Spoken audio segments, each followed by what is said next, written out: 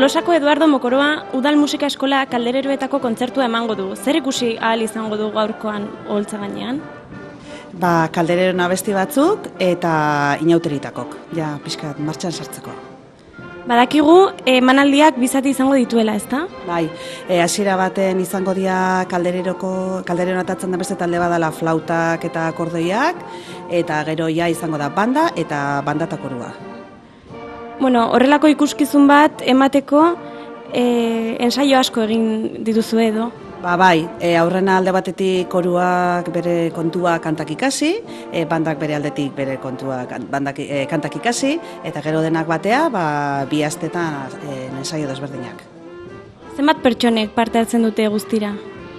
100 gora, ze bandan ja 60-70 bat egongo ja, koruan berriz beste 50 bat 60, eta gero ja flautak eta akordoiak beste 20 bat edola.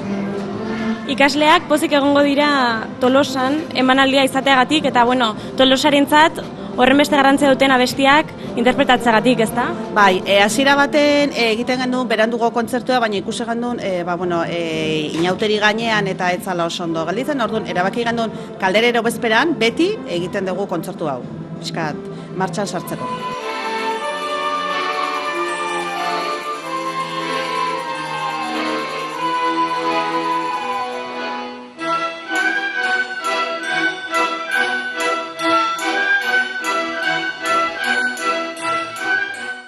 Eta zuek ze instrumentu jotzen duzue? Akordoiak ingaude hemen.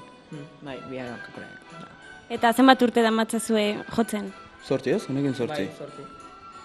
Zenbagarren aldia da parte hartzen duzuela kontzertuan? Hemen 2 urte, ez? Kontzertu honetan 2, baina kaletik handa bastante gehiotan da eta izan geha. Bai. Eta nola sentitzen zate ilusionatuta, urduri?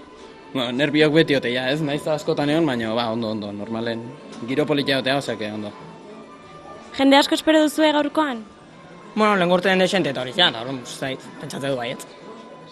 Gaurko emanaldiaz gain, zein beste egunetan izango dugu zuek ikusteko aukera?